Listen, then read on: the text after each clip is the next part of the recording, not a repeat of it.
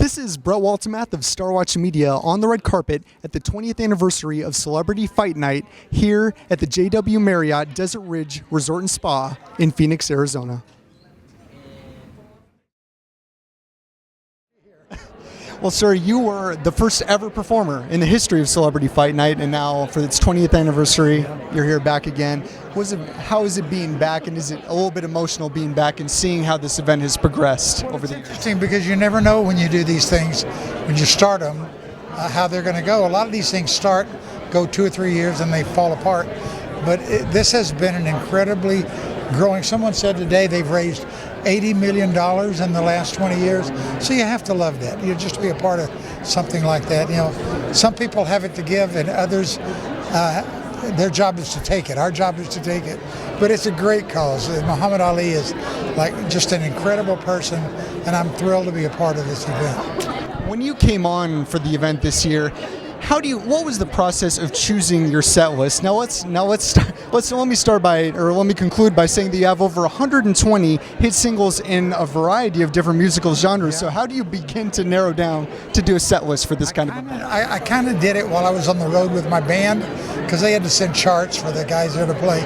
But interestingly enough, a lot of the rhythm section played on my first records, on Ruby and Reuben James and songs like that. So it was interesting to see them again too. And I love doing these things. What we tried to do was do within the 2 nights. I sang last night. So we did some songs last night, and tonight we're going to do The Gambler, and we're going to do, what's the song that I did with Sheena Easton, We've Got Tonight, which David produced, incidentally. Yeah, and so then Reva's going to slip out and do Islands in the Stream with me. So that'll be fun.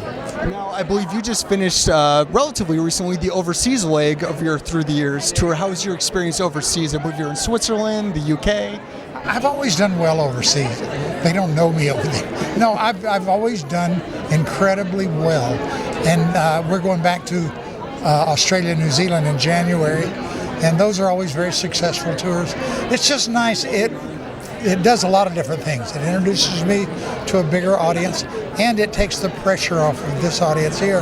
You know, because if you work here over and over and over again, it's no longer an event. So I'm glad to go. Are you happy to be back in the States touring nationally for a little bit? I believe you're doing Wisconsin in a couple weeks as your first show back. You probably know more about my schedule than I. They push me and point me. I don't really know where I go, but I think you're right. I think we're in Maribou or something, Wisconsin. And I'm shocked if that's right. Well, you look great, sir. Congratulations on a beautiful career, and enjoy the show. Good luck.